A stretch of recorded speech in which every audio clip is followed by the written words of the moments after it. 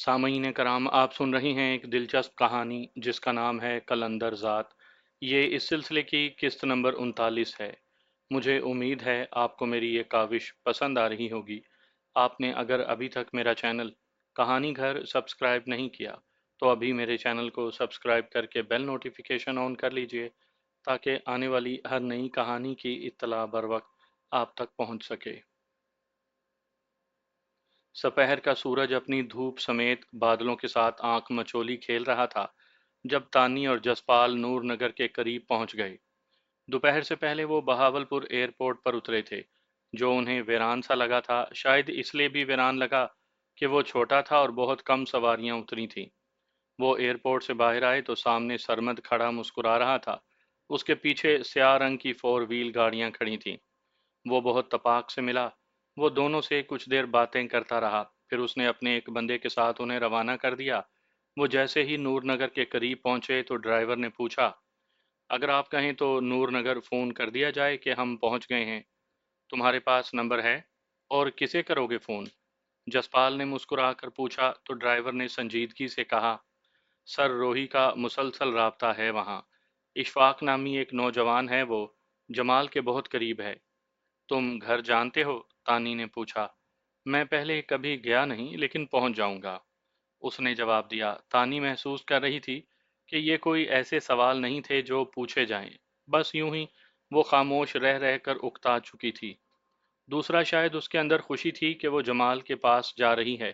جمال کے تصور کے ساتھ ہی اسے سونی کا بھی خیال آیا۔ ایک وہی تھی جو جمال کے حصول میں سب سے بڑی رکاوٹ تھی۔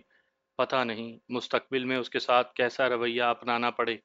اسے یہ معلوم تھا کہ سونی بھی اس وقت نور نگر میں ہے۔ تانی نے سوچ لیا تھا کہ وہ ہر ممکن حد تک سونی کے ساتھ اپنا رویہ اچھا ہی رکھے گی۔ دونوں کے تعلق میں سونی کا رویہ ہی بنیاد ثابت ہوگا۔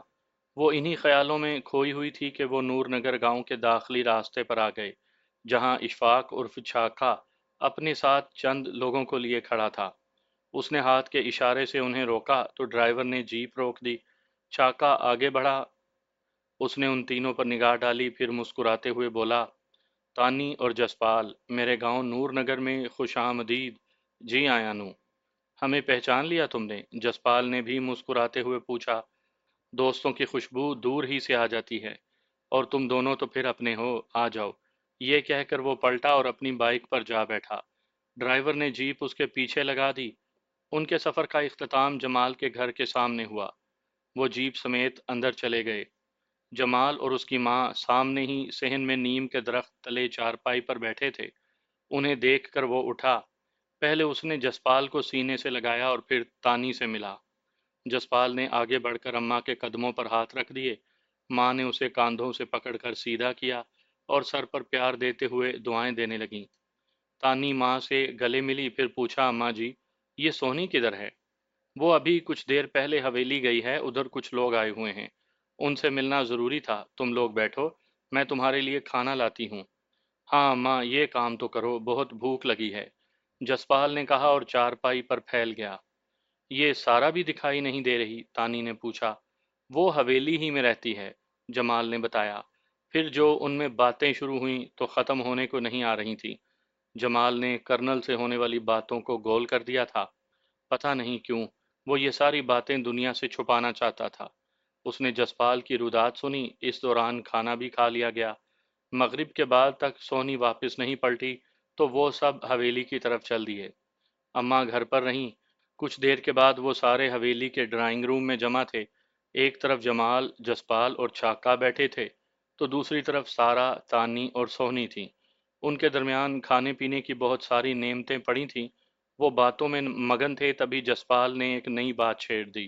یار جمال، ہم نے کبھی سوچا بھی نہیں تھا کہ ہم کبھی ملیں گے اور اس طرح ایک چھت تلے اکٹھے ہوں گے۔ یہ رب کی کیا مرضی ہے یار۔ وہ تم نے سنا نہیں ہے کہ بندہ ہی بندے کی دوا ہوتا ہے؟ میں اکیلا تھا، جنہیں اپنا دوست خیال کرتا تھا وہ سب منافق نکلے، پر رب کی اپنی مرضی ہے۔ میرے ساتھ ہر خیال کا بندہ آتا چلا گیا۔ میں جو خود کو بڑا کمزور سمجھتا تھا، آج بہت حوصلہ مند ہوں۔ میں نے یہ جان لیا ہے کہ وقتی شکست ایک بہت بڑی فتح کا پیش خیمہ ہوتی ہے، اگر نیت درست ہو، جمال نے جواب دیا۔ ہاں یہ تو ہے، میرے خیال میں اب سکون چھا گیا ہے، دور دور تک میرے دشمن نہیں ہیں۔ میں اب واپس کینیڈا چلا جاؤں کیونکہ پھر وہیں سے انڈیا جا سکوں گا۔ کیوں؟ ہرپریت کی بہت یاد آ رہی ہے نا؟ تانی نے کچھ ایسے کہا کہ سبھی کے ہونٹوں پر مسکراہٹ رینگ گئی۔ تبھی جمال بولا، جسپال اگر تم جانا چاہو تو میں تمہیں روکوں گا نہیں، تم جاؤ، تمہارے اپنے بھی تیری راہ تک رہے ہیں۔ جہاں تک دشمنی ختم ہو جانے کی بات ہے، ایسا نہیں ہوا، بلکہ پتہ ہی اب چلا ہے کہ دشمن اور دشمنی ہوتی کیا ہے۔ مجھے اپنی ذات کے لیے نہ پہلے کچھ چاہیے تھا اور نہ ہی اب چاہتا ہوں۔ جو انتقام میں نے لینا تھا وہ لے لیا۔ وہ کہہ چکا تو اس پر اچانک سونی نے کہا، مایوس ہو گئے ہو جمال؟ لہجہ اور انداز ایسا تھا کہ اس نے سونی کی جانب دیکھا۔ کچھ دن پہلے وہ اس راہ سے دستبردار ہو جانے کا کہہ رہی تھی، اور اب اس نے جس طرح یہ سوال کیا تھا اس سے لگتا تھا کہ وہ نہیں چاہتی۔ یہ تضاد کیوں؟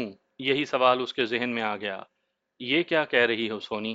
اس نے حیرت سے پوچھا تو وہ بولی، ضروری نہیں ہے کہ ہم بڑھ کر لوگوں کو اپنا دشمن بنائیں۔ ہمیں اپنا کام کرنا ہے، بہت کام کرنا ہے۔ ہم ساری دنیا کو ٹھیک تو نہیں کر سکتے، نہ صحیح، لیکن اپنے آپ کو تو ٹھیک کر سکتے ہیں نا؟ میں سمجھا نہیں، جمال نے پوچھا تو وہ اسی سکون سے بولی، ہمارے اپنے مقاصد ہیں، ان کی راہ میں کوئی بھی آیا تو وہ ہمارا دشمن ہوگا۔ ابھی ہم نے کیا کچھ نہیں کرنا؟ کیا تمہیں یاد نہیں تم نے میرے ساتھ کیا کیا وعدے کیے ہیں؟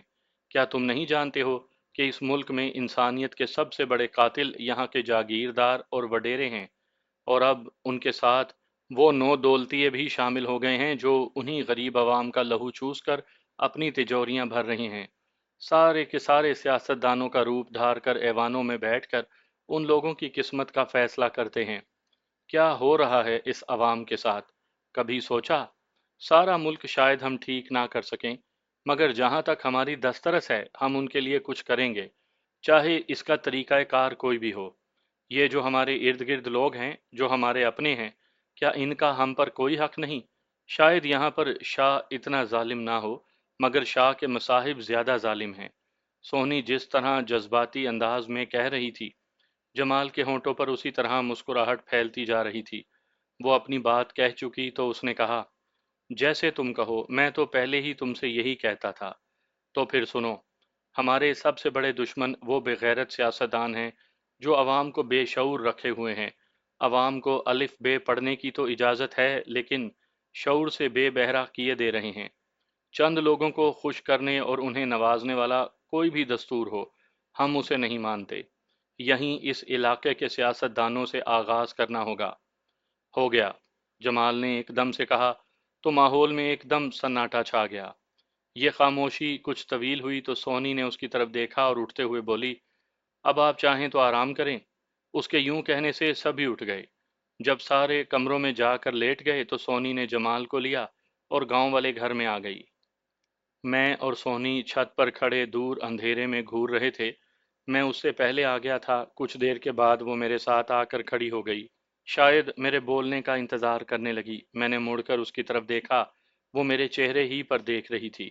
اتنی بڑی تبدیلی کی وجہ پوچھ سکتا ہوں سونی؟ میں نے بہت سوچا ہے جمال، تم ٹھیک ہو اور میں غلط تھی۔ زندگی کا تو کوئی بھروسہ نہیں، ابھی ہے ابھی نہیں۔ کون اس بارے میں حتمی بات کر سکتا ہے؟ جس دن میں تمہیں ان راستوں سے لوٹ آنے کا کہہ رہی تھی نا، ضد کر رہی تھی تم سے، اس وقت مجھے ادراک نہیں تھا کہ سانپ تو سانپ ہی ہوتا ہے، اس کا بچہ بھی سانپ ہوتا ہے۔ کہیں تم شاہزیب کی بات تو نہیں کر رہی ہو؟ میں نے پوچھا۔ میں وقاص پیر زادہ کی بات کر رہی ہوں۔ وہ محض دشمنوں ہی سے نہیں ملا، بلکہ اپنی قوت بڑھانے کے لیے اس نے نہ جانے کن کن لوگوں سے ساز باز کر لی ہے۔ اس کا پہلا ٹارگٹ میں ہوں۔ اب یہ مت سمجھنا کہ جب مجھ پر پڑی ہے تو میں تمہیں اس کے خلاف اکسا رہی ہوں، بلکہ اصل بات بتاؤ، کہانیاں چھوڑو۔ میں نے اکتا کر اس کی بات کاٹتے ہوئے کہا تو وہ بولی، یہ پیرزادہ وقاص اور چودھری شاہ نواز بہت عرصے سے گٹھ جوڑ کیے ہوئے ہیں، اس کا تمہیں علم ہوگا ہی۔ شاہ نواز جب سے خفیہ والوں کے ہتھے چڑھا ہے، وقاص نے اپنا راستہ بدل لیا۔ وہ ایک طرف خود بھارتی لوگوں کی مدد کر رہا ہے، تو دوسری جانب یہاں پر بھارتی لوگوں کا نیٹ ورک اس کے ساتھ ہو گیا ہے۔ اس کے ساتھ ساتھ شاہ زیب اور ملک سجاد نے بھی اس کے ساتھ دوستی کر لی ہے۔ یہ کوئی نئی یا انوکھی بات نہیں ہے سونی۔ ایسا انہوں نے کرنا ہی تھا، لیکن تم ان کا ٹارگٹ کیسے ہو یہ بتاؤ؟ میں نے براہ راست اس کی آنکھوں میں دیکھتے ہوئے پوچھا، تو ایک لمحہ خاموش رہنے کے بعد وہ بولی، میں نے تعلیم کے ذریعے لوگوں میں شعور پھیلانے کی مہم کا جیسے ہی آغاز کیا تو یہاں پر میری زبردست مخالفت ہوئی۔ پہلے تو میں سمجھ ہی نہ سکی، لیکن بعد میں مجھے پتا چلا کہ پورے علاقے کے وہ شہزور جو یہاں میلے میں میدان جیتتے رہے ہیں، وہ اب پیرزادہ وقاص کے ذاتی ملازم ہیں، اور اسی کی ایما پر یہاں کے بہت سارے لوگ بھی ایسی تعلیم کی مخالفت کر رہے ہیں جو یہاں کے سرکردہ ہیں۔ وہ اس تعلیم کو مذہب کے خلاف کہتے ہیں۔ تمہارے نصاب میں تو ایسی کوئی بات نہیں ہے جس سے وہ؟ میں نے پوچھا۔ نہیں، ایسی تو کوئی بات نہیں، بلکہ میں نے تو صرف ایک بات کو، بلکہ ایک آیت کریمہ کو سامنے رکھا ہے، اور وہ ہے، تم اپنے رب کی کون کون سی نعمتوں کو جھٹلاؤ گے۔ میرا سارا نصاب اسی بات پر ہے۔ تو پھر میں دیکھ لوں گا سب کو۔ ایک صرف ہمارا دین ہے جس میں عورت اور مرد دونوں پر تعلیم فرض قرار دی گئی ہے۔ جتنا حق کسی مرد کا ہے اتنا ہی کسی عورت کا حق بھی ہے۔ تم گھبراؤ مت، تیرا اور میرا دشمن ایک ہی ہے۔ میں نے اسے حوصلہ دیا۔ علاقے میں منفی پراپوگنڈا پھیل رہا ہے، اس نے کہنا چاہا تو میں نے بتایا، یہ منافق لوگوں کا ہتھیار ہے، انہی سے بچنا ہے، لیکن جب سامنے حق آ جاتا ہے تو یہ لوگ کسی خارش زدہ کتے یا چوہے کی مانند چھپ جاتے ہیں۔ حوصلہ اور اپنی نیت درست رکھو، رب تعالی ہمارے ساتھ ہے۔ اب مجھے حوصلہ آ گیا ہے جمال، اور میں محسوس کر رہی ہوں کہ رب میرے ساتھ ہے۔ اس نے جذب سے کہا تو میں اس کے چہرے پر دیکھتا رہ گیا۔ تبھی اس نے کہا، جیسے اسے یاد آ گیا ہو، سارا، اس کا بیٹا مراد اور سسر یہاں پر ہیں۔ میں نے انہیں حویلی میں رکھا، ان کے بارے میں کیا ارادہ ہے؟ میں سمجھا نہیں، تم کہنا کیا چاہتی ہو؟ میں نے واقعتاً کچھ نہ سمجھتے ہوئے پوچھا۔ وہ بہت بڑی دولت اپنے ساتھ لے کر آئی ہے۔ 2 دن ہوئے وہ یہاں کے بارے میں باتیں پوچھتی رہی تھی۔ یہاں کا سارا سیٹ اپ اس نے دیکھا تو اس نے اپنی ساری دولت اس سیٹ اپ میں لگانے کو میرے سامنے ڈھیر کر دی، اور اس نے یہیں رہنے کی خواہش کا اظہار بھی کیا۔ نہیں، وہ دولت ہماری نہیں، اور میرے خیال میں وہ یہاں رہ بھی نہیں سکے گی۔ خواہش اور فیصلے میں بڑا فرق ہوتا ہے، بس اس کی دل آزاری نہیں ہونی چاہیے۔ اسے بہت عزت اور احترام دینا۔ میں نے اسے سمجھایا تو بولی، جیسے تم کہو۔ اس کے بعد خاموشی چھا گئی۔ میں نے محسوس کیا کہ جیسے ایسے ہی تنہائی کے لمحات میں وہ میرے ساتھ سکون محسوس کرتی تھی، آج اس نے میرے وجود کے لمس کی ضرورت محسوس نہیں کی تھی۔ مجھ سے فاصلے پر ہی کھڑی رہی، کچھ لمحے یوں ہی گزر گئے تو میں نے کہا، آؤ چلیں، مجھے چھاکے سے کچھ باتیں کرنی ہیں۔ اور میں واپس مڑ گیا، وہ بھی میرے پیچھے آ گئی۔ ہم دونوں چھت پر سے نیچے آ گئے۔ چھاکا باہر والے کمرے میں میرا منتظر تھا، وہ چارپائی پر لیٹا تھا۔ مجھے دیکھ کر میری جانب کروٹ لی، اور میں نے اس کے سامنے بیٹھتے ہوئے کہا، چھاکے، اپنے علاقے کی صورتحال کیا ہے، کچھ پتا ہے بھی یا کہ نہیں؟ میں نے جان بوجھ کر فکرہ ادھورا چھوڑ دیا۔ تھوڑی دیر کے بعد وہ بولا، پتا ہے، سب پتا ہے۔ اگر شاہ نواز پکڑا گیا ہے تو اس کے حواری کیا چپ بیٹھے ہوں گے؟ وہ پہلے سے زیادہ کام کر رہے ہیں۔ تمہارے خلاف اس قدر زہر اگلا جا رہا ہے کہ لوگ تم پر اعتماد ہی نہ کریں، اور اس وقت اس کا سب سے زیادہ فائدہ پیرزادہ وقاص لے رہا ہے۔ کیا کر رہا ہے وہ؟ میں نے پوچھا۔ چودھری شاہ دین اور چودھری شاہ نواز کو وہ اس علاقے کا نجات دہندہ بنا کر پیش کر رہا ہے، اور تمہیں ڈاکو، جو عزت دار لوگوں سے ان کی حیثیت چھین رہا ہے، قاتل، چور اور ڈاکو جو اس علاقے پر غنڈہ گردی سے حکومت کرنا چاہتے ہیں، اور بس۔ یہ کہتے ہوئے اس کا لہجہ بڑا عجیب ہو رہا تھا، جیسے یہ سب کہتے ہوئے اسے بہت دکھ ہو۔ یہ تو ہوتا ہے، مخالف پھول برسانے سے تو رہے، وہ تو آگ ہی اگلیں گے نا۔ خیر، تم اس کو اپنے ذہن پر مت سوار کرنا، میں نے اسے حوصلہ دیا، اور وہ بولا، ایک اور بڑا کھیل دکھا رہا ہے۔ ایک پیر صاحب نہ جانے کہاں سے لایا ہے، وہ لوگوں میں عجیب باتیں کر رہا ہے، انہیں خوف زدہ کر کے نہ جانے کس دین کی تبلیغ کرتا ہے۔ وہ میری طرف دیکھ کر بولا تو میں ہنس دیا۔ ایسا ہوتا ہے، ہمارے ہاں ابھی بہت سارے لوگ ضعیف الاعتقاد ہیں، ایسے لوگوں کی باتوں میں زیادہ آ جاتے ہیں۔ کہا نا، تم فکر نہ کرو، رب تعالیٰ بہتر کرے گا۔ تم آ گئے ہو نا، یہ بات انہیں معلوم ہو گئی ہوگی، اور تم بچ جانا، وہ سیدھے سبھاؤ تم سے مقابلہ نہیں کریں گے، بلکہ کوئی سازش بنائیں گے، دھیان رکھنا۔ اس نے کہا جیسے یہ بات اسے ابھی یاد آئی ہو۔ میں چند لمحے سوچتا رہا، پھر اسے سونے کا کہہ کر میں باہر والے کمرے سے اندر آ گیا۔ میں نے سوچ لیا تھا کہ اب ان کے ساتھ کیا کرنا ہے۔ اگلی صبح میں، جسپال اور تانی ڈیرے پر گئے۔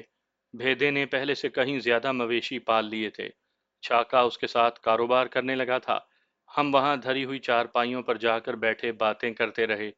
میں بھیدے سے وہاں کے حال احوال لے رہا تھا کہ باہر گیٹ پر ایک کار آ کر رکی۔ چند لمحوں کے بعد علاقے کے وہ معززین اندر آ گئے جو ہر سال میلہ منعقد کرواتے تھے۔ میں سمجھ نہیں سکا کہ وہ میرے پاس کیوں آئے تھے۔ میں نے انہیں احترام سے بٹھایا اور تپاک سے ملا۔ وہ 7 لوگ تھے۔ بھیدے کو مزید چارپائیاں نکال کر لانا پڑیں۔ وہ سب بیٹھ گئے، حال احوال بھی ہو گیا، تو ان میں سے ایک بزرگ نے اپنے آنے کا مقصد بیان کیا۔ بیٹا، ہم سب علاقے کے بزرگ تیرے پاس خود چل کر آئے ہیں۔ تم سے ایک درخواست کرنی تھی، اگر تم قبول کر لو تو۔ آپ کیسی باتیں کرتے ہیں؟ آپ اپنے آپ کو میرا بزرگ بھی کہتے ہیں، اور ایسی بات بھی؟ میں سمجھا نہیں، کیا بات ہے؟ دیکھو، نہ جانے کب سے ہر سال مسافر شاہ کے میدان میں میلہ لگتا آ رہا ہے، لیکن پچھلے سال نہیں لگا۔ اس کی وجہ تم بھی جانتے ہو۔ اسی وجہ سے درخواست کرنا پڑ رہی ہے۔ اس بزرگ نے اپنا لہجہ حد درجہ مودبانہ بناتے ہوئے کہا تو مجھے بڑا عجیب سا لگا۔ ایک طرح سے میں بات تو سمجھ گیا تھا، لیکن ان سے پوری بات کہلوانے کے لیے میں نے کہا، میں اب بھی نہیں سمجھا کہ آپ کیا کہنا چاہتے ہیں، اور میں یہ بھی نہیں جانتا کہ پچھلے برس میلہ کیوں نہیں لگا۔ تم ہی تھے بیٹے جس کی فائرنگ نے میلہ اجاڑا تھا۔ پتہ ہے 4 بندے مرے تھے پیرزادہ وقاص کے، اور زخمی ہونے والوں کی تعداد تو اب یاد بھی نہیں۔ سارے تم سے ڈرتے ہیں، اور پھر اس میں ناچنے والی وہ لڑکی تیرے گھر آ گئی، جس کی وجہ سے چودھری شاہدین کے ساتھ تمہاری مخالفت چلی۔ ایسے میں میلہ بھلا کیا لگتا؟ چودھری شاہدین بھی گیا اور اس کا بیٹا بھی، جسے تم نے یہاں سے بھاگنے پر مجبور کر دیا۔ یہی لوگ تو ہوتے تھے میلہ لگوانے والے، اب وہ نہیں تھے۔ ایک تمہارا ڈر تھا، میلہ کیسے لگتا؟ آپ کا مطلب یہ ہے کہ میلہ میرے ڈر کی وجہ سے نہیں لگتا، اور اب چودھری نہیں ہے تو میلہ نہیں لگتا، یہی بات ہے؟ میں نے تصدیق چاہی تو بزرگ نے سر ہلا کر کہا، ہاں، میں نے یہی کہا ہے۔ کیا میں نے کسی کو روکا میلہ لگانے سے؟ اس معاملے میں کسی سے بات ہوئی؟ میں نے پوچھا۔ نہیں، چاہے نہ ہوئی ہو، لوگ تو تمہارے نام سے کانپتے ہیں۔ ایسے میں میلہ کہاں لگے گا؟ اور پھر بیٹا، چودھری کی حویلی پر اب وہ سونی مائی کا قبضہ ہے، اس لیے۔ بزرگ نے کہنا چاہا تو میں نے ٹوکتے ہوئے کہا، بزرگو، اس نے قبضہ نہیں کیا، اپنا حق لے بیٹھی ہے وہ۔ کیا آپ نہیں جانتے کہ سونی مائی اسی شاہدین کی بیٹی ہے؟ اس کا اپنے باپ شاہدین کے ساتھ جھگڑا تھا، میرا نہیں تھا۔ شاہ زیب اپنے کرتوتوں کی وجہ سے دربدر ہے، کسی کے خوف سے نہیں۔ میں نے کہا تو ایک دوسرے بزرگ نے بڑے دھیمے لہجے میں کہا، چلیں ہم تمہاری بات مان لیتے ہیں، اور مانے بغیر ہم کر کیا سکتے ہیں؟ اور پھر ہم یہاں بحث تو کرنے آئے نہیں، سیدھے سیدھے تم سے بات کرنے آئے ہیں کہ ہم میلہ لگوا لیں۔ میں کون ہوتا ہوں اجازت دینے والا؟ کیا پہلے میری اجازت سے میلہ لگتا تھا؟ میں نے بات کو کسی حد تک سمجھتے ہوئے کہا، بڑا اوچھا وار کیا تھا مجھ پر، بلا شبہ وہ بہت سوچ سمجھ کر آئے تھے۔ دیکھو، بات پھر وہیں آ جائے گی کہ پچھلے میلے میں تمہاری وجہ سے۔ اس نے کہنا چاہا تو میں نے بات کاٹتے ہوئے کہا، کیا میں نے ہنگامہ کیا تھا؟ میں پیرزادہ وقاص سے بولا تھا کہ وہ اپنے بندوں کو ہتھیار دے کر وہاں لائے اور ہنگامہ کرے۔ تم بھی تو ہتھیار لے کر آئے تھے نا بیٹا، تیسرے نے کہا۔ تو آپ ثابت کیا کرنا چاہتے ہیں؟ ہم کچھ ثابت نہیں کرنا چاہتے، بلکہ ہم تو یہ چاہتے ہیں کہ اس بار میلہ لگے اور تمہاری نگرانی میں لگے۔ ایک بزرگ نے کہا تو دوسرا فوراً بولا، نگرانی میں نہیں بلکہ تم خود میلہ لگواؤ، انتظام ہم کر دیں گے۔ علاقے کے شہ زوروں میں بہت مایوسی پھیل رہی ہے، وہ سب سارا سال تیاریاں کرتے ہیں۔ آپ سب میرے بزرگ ہیں، یہ میں نے پہلے ہی اقرار کر لیا ہے، آپ اس طرح نہ کریں، میں بہت چھوٹا سا بندہ ہوں، میری کیا جرت کہ میں علاقے کے خلاف ہو سکوں۔ آپ جو چاہیں سو کریں، آپ کو پورے علاقے نے اختیار دیا ہوا ہے، مجھ سے جو خدمت چاہیں گے اس کے لیے میں حاضر ہوں۔ میں نے انتہائی انکساری سے کہا، دیکھو سیدھی سی بات ہے، علاقے کے لوگوں کو تمہاری طرف سے ہی خوف ہے، تم کچھ بھی کر سکتے ہو، تمہاری مرضی ہوئی تو میلہ لگ جائے گا، ورنہ۔ ان میں سے ایک بزرگ نے کہا اور اپنی بات ادھوری چھوڑ دی۔ ورنہ کیا؟ میں نے پوچھا۔ ورنہ میلے میں پھر کچھ بھی ہو سکتا ہے۔ اگر تم میلے کی حفاظت کا ذمہ لے لو تو ہم میلے کا انتظام کرتے ہیں۔ ایک نے کہا تو میں چونک گیا، لیکن بڑے تحمل سے میں نے جواب دیا، یہ آپ سیدھے سیدھے مجھ پر الزام تراشی کر رہے ہیں، کہ میں ही मेले को उजाड़ने का सबब हूँ। आप ऐसा ना करें, मुझे आप उलझन में न डालें। मैं अगर जिम्मेदारी ले लूं तो वहां कोई भी अपना काम कर जाए, बात तो मुझ पर आ जाएगी ना। और अगर मैं जिम्मेदारी नहीं लेता तो कोई अपना काम कर गया तो फिर भी बात मुझ पर ही। आप लोग मेरे खैर खा हैं या दुश्मन बनकर आए हैं? किसने भेजा है आपको? मैंने एकदम से कहा तो उनमें एक दो मुस्कुरा दिए। मैंने उनकी तवक्को के मुताबिक बात की थी, इसके अलावा कोई चारा ही नहीं था। तभी कुछ देर खामोशी के बाद एक बोला, देखो, अभी कुछ वक्त है, तुम कल तक सोच लो ठंडे दिल से। हम फिर आ जाएंगे। अब मेला हो या ना हो, तुम्हारी मर्जी पर मुनहसिर है। ठीक है, अब हम चलते हैं, एक ने कहा तो सभी उठ गए। उन्होंने मेरी हाँ या ना नहीं सुनी और खामोशी से हाथ मिलाकर बाहर चले गए। वो जब चले गए तो जसपाल ने हंसते हुए कहा, लगता है तेरे खिलाफ काफी नफरत फैल गई है यहाँ पर, और ये खचरे बाबे तुझे फंसाने की पूरी कोशिश में हैं। और मैं ये भी जानता हूँ कि ये किसके कहने पर कर रहे हैं। बड़ी जबरदस्त प्लानिंग की है इन्होंने। इलाके के लोगों में जानबूझकर नफरत फैलाई जा रही है। मैंने काफी हद तक दुख से कहा तो तानी तड़प कर बोली, तो फिर क्या हुआ जमाल, नफरत ही है ना। हम इसे मोहब्बत में बदल देंगे, यही बाबे तुम्हारे गुण गाएंगे। मैं कहती हूँ, लगाएं मेला, और फिर देखते हैं कौन से दुश्मन और क्या करते हैं। दुश्मन भी सामने हैं और ये भी मालूम है कि वो क्या करना चाहते हैं। खैर, जो होगा देखा जाएगा। मैंने सुकून से कहा तो वो बोली, अब वो आए ना तो कह देना कि हम मेला करवाएंगे। ओ तानी, तू ये सब जज्बाती अंदाज में कह रही है, देख रही थी कि वो सब सोच कर आए हैं। यहाँ मुकामी ही नहीं, बाहर के लोग भी अपना काम दिखाएंगे। मैं नहीं चाहता कि वो सारी कालक मैं अपने मुंह पर थोप लूं। मुझे इन्हीं लोगों में रहना है, इन्हीं में काम करना है। मैं यहाँ नफरत नहीं, मोहब्बत चाहता हूँ।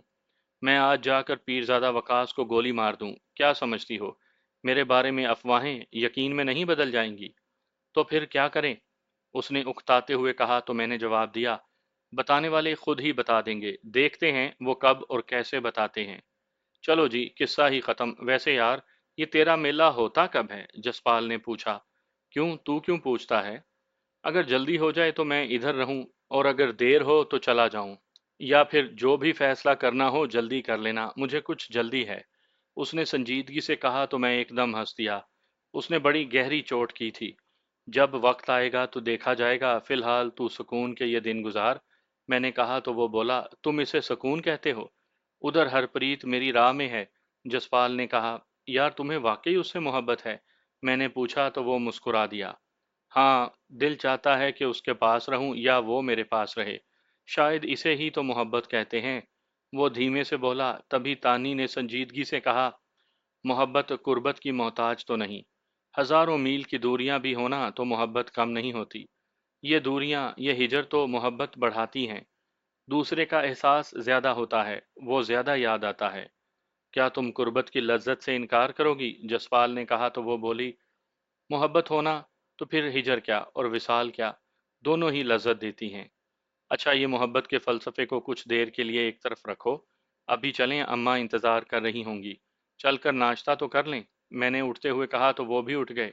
कुछ देर के बाद हम घर पहुंचे। सोनी ने नाश्ता लगा दिया। वो हमारे ही इंतज़ार में थी। दोपहर से ज़रा पहले मैं और छाका बाहर वाले कमरे में थे। बाकी सब हवेली में थे। वो अम्मा को भी वहीं ले गए थे। मैंने डेरे पर होने वाली बातों के बारे में उसे बताया तो वो चंद लम्हे सोचता रहा, फिर बोला, पीरजादा वकास ने अपनी तरफ से ये साजिश की है। वो हमें पूरे इलाके में गंदा करना चाहता है। फिर क्या कहते हो तुम? मैंने पूछा। मेरे ख्याल में तो सीधे पीरजादा वकास को पकड़ते हैं, उस पर कोई मुद्दा डालकर उसी को दबा देते हैं, उसने कहा। लेकिन वो जो कीड़ा लोगों के दिमाग में डाल चुका है ना, उसका क्या किया जाए? उसे गोली मार देना बहुत आसान है। वो तो ये चाहता है कि हम उस पर चढ़ दौड़ें और वो मजलूम बन जाए। मुनाफिक का यही तो काम होता है कि वो मजलूम बनकर हमदर्दियां हासिल करता है। ऐसा नहीं छाके, साजिश का मुकाबला ऐसा किए जाए कि उसकी साजिश ही उसी पर उलट दी जाए, या कम से कम वो नंगे तो हो जाएं, उनका गंद बाहर आ जाए। मैंने उसे समझाया तो वो सोचते हुए बोला, तो फिर हमें उस वक्त का इंतज़ार करना होगा, जब तक वक्त हमें कोई ऐसा मौका ना दे दे। हाँ, ये मौका हमें तलाश करना होगा। पूरे इलाके में फैल जाओ, मुझे यकीन है कि मेरे रब ने हमारी मदद का ज़रूर बंदोबस्त किया होगा। میں نے یقین سے کہا تو چھاکا سر ہلا کر رہ گیا۔ وہ سارا دن یوں ہی سوچتے ہوئے گزر گیا۔ میں گولی چلا سکتا تھا، سامنے آئے دشمن سے بھیڑ سکتا تھا، لیکن اس سازش کا مقابلہ کیسے کیا جائے اس کی مجھے سمجھ نہیں آ رہی تھی۔ جسپال واپس کینیڈا جانے کی تیاریوں میں تھا۔ اس کی سفری دستاویزات لاہور میں سونی کے گھر پر محفوظ تھیں۔ وہ چاہتا تھا کہ میں بھی اس کے ساتھ لاہور جاؤں اور اسے وہاں سے الوداع کہوں۔ یہ طے کرتے، کھاتے پیتے، باتیں کرتے دن گزر گیا۔ رات کا اندھیرا پھیل گیا تھا۔ اماں اور سونی گاؤں والے گھر میں چلی گئی تھی۔ میں اور جسپال باہر والے کمرے میں سونے کی کوشش کر رہے تھے کہ اچانک مجھے لگا جیسے کوئی مجھے اٹھا رہا ہو۔ میں نے تیزی سے اپنے ارد گرد دیکھا، وہاں کوئی نہیں تھا، لیکن اپنی کلائی پر گرفت کو محسوس کر رہا تھا۔ کوئی مجھے کھینچ رہا تھا۔ میری طرح جسپال بھی حیرت سے ادھر ادھر دیکھ رہا تھا۔ بلا شبہ وہ بھی میرے جیسی کیفیت میں تھا۔ کوئی نادیدہ قوت چاہتی تھی کہ ہم اس کے ساتھ چلیں۔ میں نے مزاحمت چھوڑی اور اٹھ گیا۔ باہر والا دروازہ خود بخود کھل گیا۔ میں اندھیری گلی دیکھ رہا تھا۔ میں نے جسپال کی طرف دیکھا، وہ میری طرف ہی دیکھ رہا تھا۔ ہم نے آنکھوں ہی آنکھوں میں فیصلہ کیا کہ ہمیں کیا کرنا ہے۔ ہم دونوں ہی اٹھ گئے۔ وہ گرفت ڈھیلی نہیں ہوئی۔ ہم گلی میں آئے تو وہ گرفت بھی ختم ہو گئی۔ اچانک ہمارے سامنے زمین پر ایک دودھیا لکیر پھیل گئی جو ہمارے قدموں سے شروع ہوئی اور سامنے بڑھتی چلی گئی۔ مجھے یوں لگا جیسے وہ ہمیں راستہ سمجھا رہی ہے۔ وہ لکیر گلی پار کر گئی۔ ہم دونوں جیسے ہی اس لکیر پر چلنے لگے، ہمارے قدم اٹھ گئے جیسے ہوا میں معلق ہو گئے ہوں۔ ہم اس لکیر پر آگے ہی آگے بڑھنے لگے۔ کوئی نادیدہ قوت ہمیں اڑا کر لے جانا چاہتی تھی۔ ہم نے مزاحمت تو پہلے ہی چھوڑ دی تھی۔ ہم بے وزن ہو گئے اور اس لکیر پر اڑتے ہوئے گاؤں سے باہر چلے گئے۔ وہاں سے بھی آگے نہر بھی پار کر گئے، یہاں تک کہ ہم اسی میلے والے میدان میں مسافر شاہ کے تھڑے کے پاس آن رکے جہاں پر وہ لکیر ختم ہو گئی تھی۔ اسی لمحے میرے اندر اطمینان پھیل گیا۔ میں سمجھ گیا تھا کہ یہ سب مجھے کوئی نہ کوئی بات سمجھانے کے لیے ہو رہا ہے۔ دشمن اگر سازش کر رہے تھے تو ہماری مدد کے لیے بھی کوئی موجود تھا۔ میں یہی سوچ رہا تھا کہ مسافر شاہ کے تھڑے پر دودھیا روشنی پھیل گئی۔ اس میں روہی والے بابا جی کھڑے مسکرا رہے تھے۔ وقت آ گیا ہے کہ اب تمہیں تیرے بارے میں بتا دیا جائے۔ میں کون ہوں کیا یہ آپ جانتے ہیں؟ میں نے مؤدب لہجے میں پوچھا۔ میں نے تمہیں بتایا نہیں تھا کہ میں تمہاری 3 نسلوں سے تجھے جانتا ہوں؟ ہو سکتا ہے اس سے بھی زیادہ جانتا ہوں، مگر مجھے حکم ہی 3 نسلوں تک کا ہوا ہے، انہوں نے بڑے ٹھہرے ہوئے لہجے میں بتایا۔ لیکن بابا جی، آپ نے تو یہ بھی کہا تھا کہ آپ مجھے صرف 2 بار ملیں گے، مگر آپ تو مجھے اب تک کئی بار مل چکے ہیں، اسے میں کیا سمجھوں؟ میں نے اپنے دماغ کی الجھن ان کے سامنے رکھ دی۔ تمہاری یہ سوچ ہونی چاہیے کیونکہ ابھی تک تمہیں اس راز کی سمجھ نہیں۔ ایک وقت آئے گا کہ تم اسے سمجھ جاؤ گے، اور یہ یقین رکھو کہ میں تمہیں اب تک صرف ایک بار ہی ملا ہوں۔ انہوں نے مسکراتے ہوئے کہا، یہ تو مزید الجھن والی بات ہو گئی بابا جی۔ میں نے کسی ضدی بچے کی مانند کہا تو وہ بولے، کہا نا ابھی تمہیں سمجھ نہیں، ابھی تم صرف دیکھو، اسے سمجھنے کی کوشش کرو تو پاگل ہو جاؤ گے۔ اپنے اندر صرف جذب کی قوت پیدا کرو۔ اب دیکھو میں تمہیں تمہارے بارے میں بتانا چاہتا ہوں اور تم دوسری باتوں میں الجھ رہے ہو۔ نہیں بابا جی، جیسا آپ چاہیں، میں نے کہا تو وہ چند لمحے خاموش رہ کر بولے، تیری کہانی اسی میدان سے شروع ہوئی تھی۔ یہ میرے پیروں تلے جو جگہ ہے، یہ اسی وقت مخصوص کر لی گئی تھی۔ یہ کیوں مخصوص ہوئی یہ تجھے وقت بتائے گا، لیکن تمہاری کہانی یہیں سے شروع ہوئی تھی، یہ ایک حقیقت ہے۔ کیسے بابا جی؟ میری کہانی کیا ہے؟ کیسے شروع ہوئی تھی یہ؟ اس جگہ کا اس سے کیا تعلق؟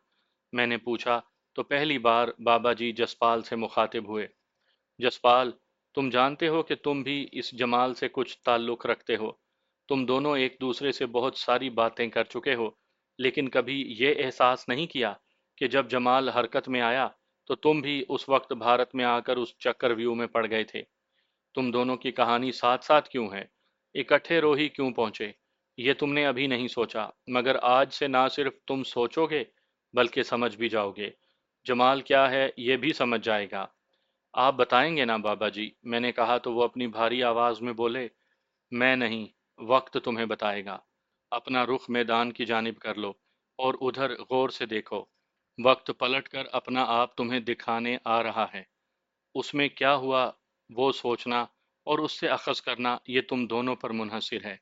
پلٹ جاؤ اور بدلتے منظروں کو دیکھتے رہو، سوال مت کرنا، انہوں نے گھمبیر آواز میں کہا تو ہم پلٹ گئے۔ ہمارے سامنے اندھیرے میں ڈوبا ہوا میدان تھا، بس کہیں کہیں خاردار جھاڑیوں کا پتہ چل رہا تھا۔ اس سے آگے ہم دیکھنے سے بے بس تھے۔ اچانک ہمارے سامنے کا منظر بدل گیا۔ رات کا اندھیرا غائب ہو گیا اور اس کی جگہ دن کا اجالا آ گیا تھا۔ ہمارے سامنے ایک بہت بڑا صحرا تھا جس کے درمیان میں ایک چٹیل میدان تھا اور اس پر لوگ ہی لوگ تھے۔ ہمارے سامنے میلہ جاگ اٹھا۔ میلے کے آخری دن کا میدان سج چکا تھا۔ دوپہر ڈھلنے کے ساتھ ہی علاقے بھر سے آئے ہوئے لوگ ایک بڑے دائرے میں کھڑے تھے۔ اسی دائرے میں جاگیرداروں، زمینداروں اور میلے کے منتظمین کے الگ الگ جگہوں پر شامیانے لگے تھے۔ وہ سبھی اپنے اپنے لوگوں کے ساتھ کرسیوں پر براجمان تھے۔ انہی کے درمیان ان کے شہزور بھی تھے جو مقابلے کے لیے آئے ہوئے تھے۔ یوں دکھائی دے رہا تھا کہ جیسے ہر علاقے کا با اثر آدمی میدان سے باہر مقابلے کے لیے موجود ہے۔ اس وقت لوگوں میں عام تاثر یہی تھا کہ مقابلہ تو رام گڑھ والوں نے جیت ہی لینا ہے، مگر تجسس یہ تھا کہ ان کے مقابلے میں آنے والا وہ کون سا شہزور ہے جس نے اتنا حوصلہ کر لیا، کس نے یہ ہمت کی کہ ان کے سامنے مقابلے کے لیے اترے۔ تماشائیوں کی بڑی تعداد نعرے بازی کر رہی تھی۔ ان میں سب سے زیادہ شور رام گڑھ والوں ہی کا تھا۔ ان سب کے درمیان ٹھاکر رام دیال رائے تنی ہوئی مونچھیں اور چڑی ہوئی خمار آلود آنکھوں سے میدان کو دیکھ رہا تھا۔ اس کا یہ خمار یوں ہی نہیں تھا، وہ کئی برسوں سے یہ مقابلہ جیتتا آ رہا تھا، جس کے لیے ہر طرح کی تیاری بڑے اہتمام سے ہوا کرتی تھی، جس کی وہ خود نگرانی کرتا تھا۔ میلے کے لیے رام گڑھ سے نکلنے والی سج دھج ہی نرالی ہوتی تھی۔ ٹھاکر رام دیال رائے بڑے شوق اور اہتمام سے میلے میں شریک ہونے کے لیے آتا تھا۔ چاندی کی زین والے گھوڑے پر سوار وہ سب سے آگے ہوتا، اس کے پیچھے رام گڑھ والوں کا قافلہ ہوتا۔ باجے گاجے کے ساتھ وہ یوں نکلتے جیسے کسی جنگ کے لیے جا رہے ہوں۔ صحرا کے درمیان موجود اس چٹیل میدان میں 3 دن تک خوب رونق رہتی، یوں لگتا جیسے وہاں پر کوئی بستی اگائی ہو۔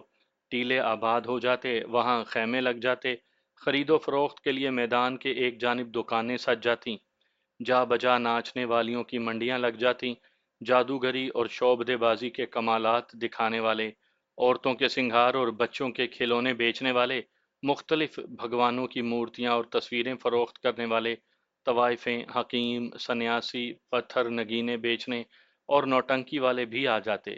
چھوٹے موٹے نوسر باز، چور اور ٹھگی لگانے والے بھی موجود ہوتے۔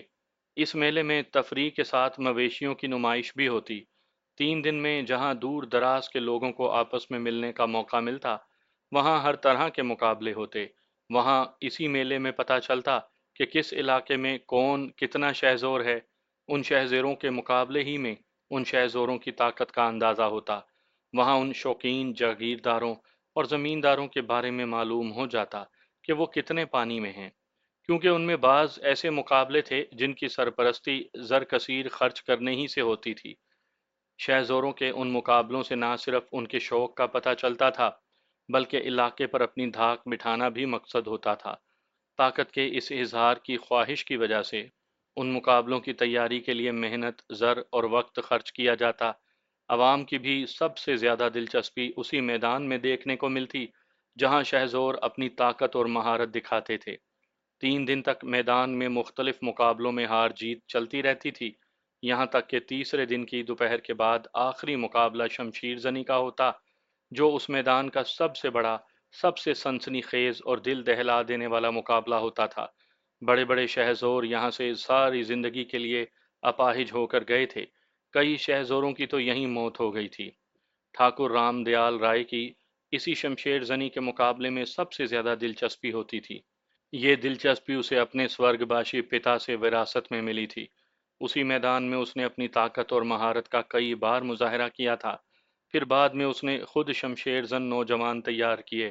وہ سارا سال ان پر بے تحاشا دولت لٹاتا۔ وہ یہی سمجھتا تھا کہ رام گڑھ والے کبھی شکست نہیں کھاتے تھے۔ ہر برس علاقے میں سے کوئی نہ کوئی شہزور مقابلے پر آتا، شکست کے ساتھ ساری زندگی کے لیے اپاہج ہو جاتا۔ حریفوں نے بڑی محنت کی ہوتی تھی مگر جیت ان کا مقدر نہ بن سکتی تھی۔ یوں سمجھ لیا گیا تھا کہ شمشیر زنی کے مقابلے میں رام گڑھ والوں سے کوئی بھی مقابلہ نہیں جیتا جا سکتا۔ ठाकुर राम दयाल राय उस पर ना सिर्फ फख्र करता बल्कि उसे ये जाम भी था कि वो नाकाबिल शिकस्त है। इस बार उसने बहुत कुछ सोच रखा था। वो अपने इस नाकाबिल शिकस्त होने की हैसियत को बरकरार रखना चाहता था। जीत जाने का खुमार बहुत सारे लोगों को पागल कर देने के लिए काफ़ी होता है, लेकिन ये नहीं जानते कि शिकस्त के अंदर जीत और जीत के अंदर हार पड़ी होती है। बस उसे देखने के लिए निगाह चाहिए। इस वक्त मैदान में मौजूद हर जी रूह का दौरान खून तेज हो गया था। जब मुनसफीन मैदान में आ गए, ये मुकाबला शुरू हो जाने की अलामत था। तमाशाइयों का शोर बुलंद हुआ और फिर आहिस्ता आहिस्ता खामोशी छाने लगी, यहाँ तक कि जैसे आवाज़ सल्ब हो गई हो। बिखरा हुआ हजूम समात बन गया। मुनसिफ मैदान में आ गए। उन्होंने शहज़ोरों को मैदान में आकर मुकाबला करने की दावत दे दी।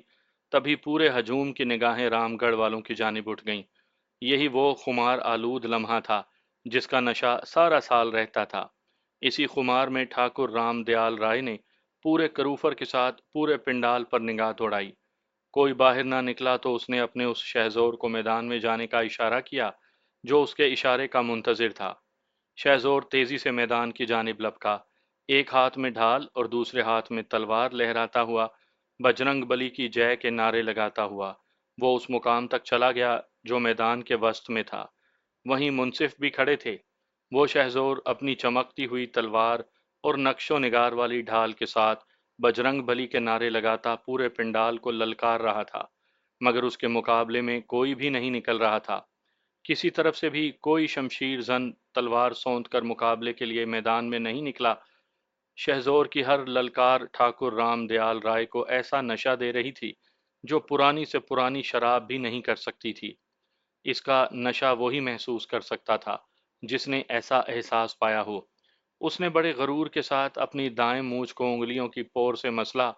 फतह मंदी का नशा सब नशों पर भारी होता है और यही लम्हात उसके दिमाग को खुमार आलूद कर रहे थे। पिंडाल में से कोई भी बाहर नहीं आया था, जबकि इस मुकाबले के लिए ऐलान पर ऐलान किया जा रहा था। ठाकुर रामदयाल राय की मुस्कुराहट मजीद गहरी होती जा रही थी, क्योंकि उसके दिमाग पर फतह मंदी का नशा चढ़ रहा था, यहाँ तक कि वो उसी खुमार में झूम गया। एक तरह से वो पूरा इलाका अपने नगीं कर चुका था। पूरे इलाके ने ये मान लिया था कि रामगढ़ वालों से कोई मुकाबला नहीं।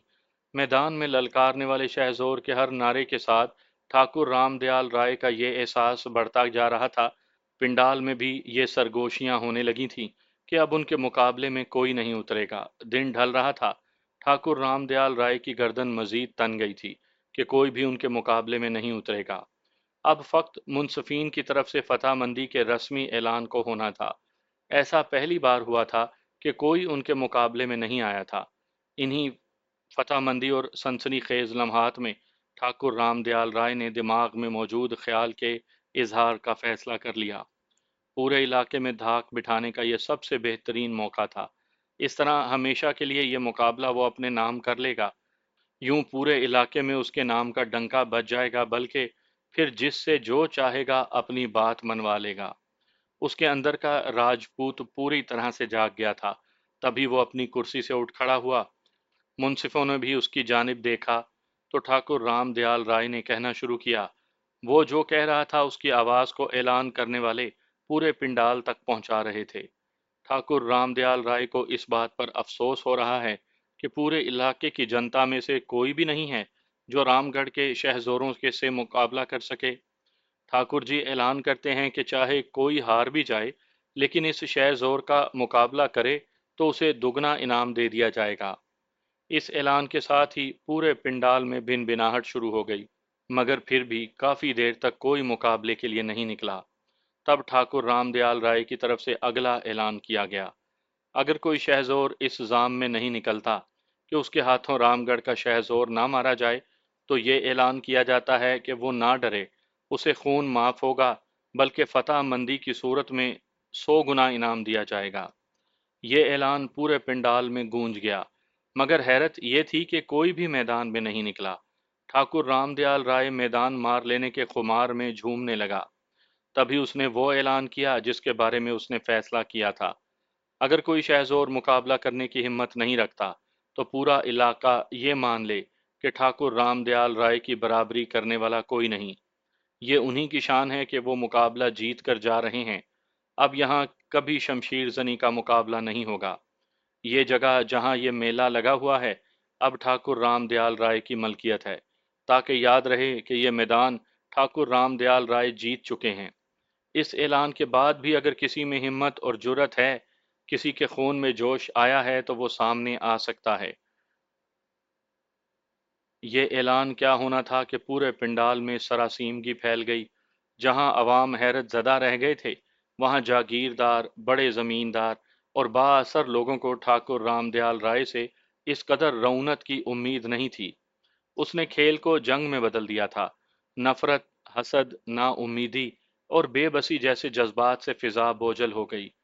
ٹھاکر رام دیال رائے ان جذبات اور بوجھل فضا سے بے نیاز فاتحانہ نگاہوں سے یوں دیکھ رہا تھا جیسے وہ سبھی اس کی رعایا ہوں۔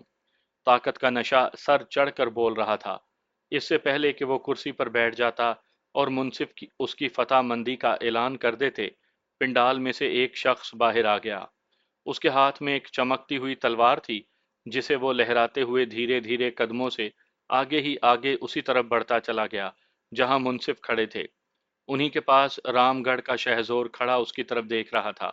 اسے دیکھتے ہوئے سارے پنڈال کو سانپ سونگھ گیا۔ حیرت بھری نگاہیں اس پر جم گئیں۔ اس شخص کے ہاتھ میں تلوار تھی جسے وہ لہرا نہیں رہا تھا، بلکہ تلوار اس نے یوں پکڑ رکھی تھی جیسے اسے ہتھیار سے زیادہ خود پر اعتماد ہو۔ وہ لمبا تڑنگا تھا، اس نے لمبا کرتا پہن رکھا تھا اور دھوتی باندھی ہوئی تھی۔ چہرہ سیاہ داڑھی سے مزین تھا۔ سر کے سیاہ دراز گیسو اس کے کاندھوں تک پھیلے تھے۔ پہلی نگاہ میں یہ معلوم نہیں ہو پا رہا تھا کہ وہ کس مذہب سے تعلق رکھتا ہے اور کس علاقے کا ہے۔ اس کا چہرہ دمک رہا تھا۔ وہ جس طرح قدم بڑھاتا جا رہا تھا، ٹھاکر رام دیال رائے کو اس کے بڑھتے ہوئے قدم کامیابی کے زینے سے نیچے دھکیل رہے تھے۔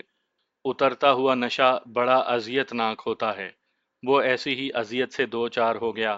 وہ اپنے دشمن کی طرف پوری طرح متوجہ تھا۔ وہ یہ دیکھ ہی نہیں پایا کہ پنڈال کا ماحول بدل گیا ہے۔ تماشائیوں میں سے کسی کو بھی امید نہیں تھی کہ مقابلہ ہوگا۔ سارے لوگ اس پر حیران تھے کہ جس کا نہ تو حلیہ شہ زوروں جیسا ہے اور نہ ہی اس کے ہاتھ میں ڈھال تھی، پھر بھی وہ اس خطرناک مقابلے کے لیے میدان میں اتر آیا تھا۔ وہ اپنا دفاع کیسے کرے گا؟ وہ کہیں سے بھی ماہر شمشیر زن نہیں لگتا تھا، مگر یہ حقیقت تھی کہ وہ مقابلے پر اتر آیا تھا اور اس جگہ پہنچ چکا تھا جہاں اس کے سامنے اس کا حریف کھڑا اسے نظروں ہی نظروں میں تول رہا تھا۔ منصف بھی اسے دیکھ کر حیران تھے۔ ان کے گمان میں بھی نہیں تھا کہ کوئی اپنی موت کو دعوت دینے کے لیے میدان میں اتر آئے گا۔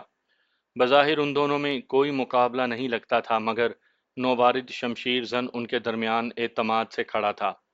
ہر جانب پھر سے سکوت طاری ہو گیا۔ تبھی ایک بزرگ منصف نے اس کی طرف دیکھ کر کہا، جوان، تم بنا ڈھال کے مقابلے کے لیے آ گئے ہو، تمہیں احساس نہیں کہ تلوار زخم بھی لگاتی ہے؟ بے شک تلوار زخم ہی لگاتی ہے، لیکن سارے زخم دکھائی نہیں دیتے۔ میں جانتا ہوں کہ میں نے کیا کرنا ہے۔ آپ مقابلہ شروع کروائیں۔ اس نے انتہائی اعتماد سے کہا تو بوڑھے منصف نے کہا، پھر بھی ہم تمہیں ڈھال مہیا کر سکتے ہیں تاکہ مقابلہ برابری میں ہو۔ میں سہاروں کا قائل نہیں ہوں، آپ مقابلہ شروع کروائیں۔ نووارد نے اعتماد سے کہا تو کسی کی سمجھ میں بھی اس کی بات نہیں آئی۔ بوڑھا منصف چند لمحے اس کی طرف دیکھتا رہا اور پھر اس نے مقابلہ شروع کرنے کا اشارہ کر دیا۔ دونوں حریف آمنے سامنے تھے۔ اشارہ پاتے ہی ان کے جسموں میں بجلی کوند گئی۔ رام گڑھ کے شہزور نے بجرنگ بلی کا نعرہ لگایا اور تلوار بازی کے جوہر دکھاتا ہوا آگے بڑھا۔ نووارد کی نگاہ تلوار پر نہیں، حریف پر تھی۔ پورا ہجوم یوں خاموش تھا جیسے ان کی سانسیں رک گئیں اور ہوا کی سنسناہٹ تیز ہو گئی ہو۔ رام گڑھ کے شہزور نے پوری قوت اور جولانی سے حملہ کیا، جسے نووارد نے انتہائی مہارت سے روک لیا۔ پھر وار پر وار روکتے ہوئے وہ حریف سے پسپا ہوتا رہا، جیسے حریف کی طاقت کا اندازہ کر رہا ہو۔ وہ کچھ دیر دفاعی حالت میں رہا اور رام گڑھ کے شہزور کو اپنی مرضی سے میدان میں گھماتا رہا۔ ٹھاکر رام دیال رائے سمجھ رہا تھا کہ نووارد جو چاہ رہا ہے وہی ہو رہا ہے، لیکن عام عوام کو لگ رہا تھا کہ وہ ابھی زخم کھا کر گرے گا تو اٹھ نہیں پائے گا۔ حیرت انگیز طور پر دونوں میں سے کسی کو زخم نہیں آیا تھا۔ ठाकुर रामदयाल राय ये सारा तमाशा देख रहा था। उसकी अकल ये तस्लीम कर चुकी थी कि नौवारिद माहिर तलवारबाज है। जो पैंतरे उसने दिखाए थे वो उसे भी नहीं आते थे, लेकिन वो तो इस एहसास के साथ तिल मिला रहा था कि नौवारिद ने आकर सिर्फ उसके गरूर को खाक में मिला दिया था, बल्कि जिन अज़ाइम का वो ऐलान कर चुका था उन पर बेदर्दी से लकीर फिर गई थी। इंतहाई निदामत के एहसास और बढ़ते हुए गुस्से के साथ उसके आसाब तन गए। अधेड़ उम्री में शिकस्त का ये थपेड़ा वो सह नहीं पा रहा था। जोश मारते हुए खून में शर्मिंदगी की ठंडक ने उसके जिस्म को तड़का कर रख दिया था। उस नौवारिद ने मैदान में कदम रखते ही राजपूती फखर और अना पर जो कारी जरब लगाई थी, उसके जख्म ने ठाकुर रामदयाल राय को तड़पा कर रख दिया। वो बेहाल हो रहा था और फटी फटी निगाहों से उस नौवारिद को देख रहा था जो उसके शहजोर को पसपा होने पर मजबूर कर रहा था। तलवारबाजी के जौहर इससे पहले कभी देखने को नहीं मिले थे कि बिना ज़ाहरी जख्म लगाए वो हरीफ को नाचने पर मजबूर कर रहा था। लम्हा बा लम्हा मैदान का रंग बदल रहा था। उन जागीरदारों और जमींदारों की तरफ से नौवारिद के हक में नारेबाजी शुरू हो गई थी जो कभी रामगढ़ वालों से शिकस्त खा चुके थे। किसी ने पहली बार रामगढ़ वालों को शिकस्त से दो चार करना था। अवाम इस बदलती हुई सूरत हाल में पुरजोश हो गए थे। इसी सनसनी ने पूरे माहौल में जादू भर दिया था। वाज़े शिकस्त के आसार ने ठाकुर रामदयाल राय को पागल कर दिया। अब से जरा देर कबल जो लोग उसके सामने गर्दनें झुका चुके थे, वो ही अब उस नौवारिद की वजह से उसकी ताकत का मजाक उड़ा रहे थे। वो अपनी अकल खो बैठा। तभी दांत पीसते हुए इंतहाई गुस्से में उसके मुंह से इस तरारी अंदाज में निकल गया, इसे अब मर जाना चाहिए। आवाज इतनी बुलंद नहीं थी लेकिन इतनी धीमी भी नहीं थी कि करीब खड़ा भानु ना सुन सके। भानु उसका वो खास मुलाजिम था जो पुश्तों से उनकी खिदमत करते चले आ रहे थे। वो उन मुलाजमीन में से था जो अपने मालिकों पर जान निसार कर देते हैं और मालिक के इशारों को लम्हों में समझ भी लेते हैं।